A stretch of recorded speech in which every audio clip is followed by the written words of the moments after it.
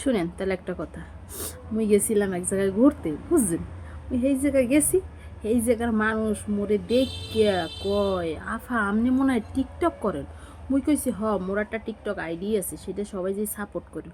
তখন একটা বেডা উঠতে বলে, আফা আপনার টিকটকগুলো যে মোর এত ভালো লাগে।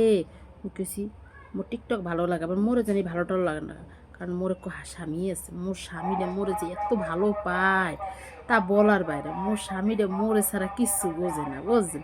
এরপর মোর তো দুইটা বাচ্চা আছে, আমি কিছু ভাই মোর দুইটা বাচ্চা আছে, বাচ্চার বাপ আছে। বাচ্চার বাপ থাকলেও আমি আপনার বাচ্চা সহ নিম। আমি কইছি না, মোর বাচ্চা গাচ্চা থুইয়ে মুই কোথাও যাবো না। কইতাছি কি লেগে যাইবেন না?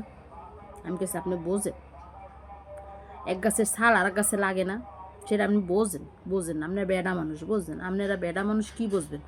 মই তো এগুলো বুঝি, কারণ মোরা মাইয়া মানুষ, মোরা তো বুঝি এগুলো যে এক গাছের ছাল আর এক গাছে লাগে না। বেডা মানুষ জীবনেও মগো মাইফোলা ভালো থাকবে না, কারণ যার সন্তান সেই ভালো থাকবে, বুঝছেন? মুই একদম এই খাট খাট কই দিলাম। হ্যাঁ বুড্ডে কয়, আফা আপনি এমনি করে আমার কথাটা কইলেন কা? আমি কই কেমনি করে কম আপনারে? আপনার আমি কেমনে করব? আপনি জানেন যে মোর দুইটা সন্তান আছে, এবার মোর স্বামী আছে, কি সুন্দর। মোর স্বামীর সামনে কেউ না, বুঝছেন?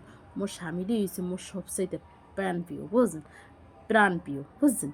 মোর স্বামী ছাড়া মুই এক মুহূর্ত কারো কাছে যাবো না, বুঝছেন? এইটাই হচ্ছে ফাইনাল কথা। ফিরে আর মোর লাগে উল্টাপাল্টা কিছু কইবেন না। ও মা! ভাই কয় আচ্ছা ঠিক আছে, সরি আফা। আমি কইছি সরি কেন? আমি কি আপনার সরি কইতে কইছি? জান এই জায়গার থেকে আর কখনো আমার সাথে কথা বলবেন না, বুঝছেন?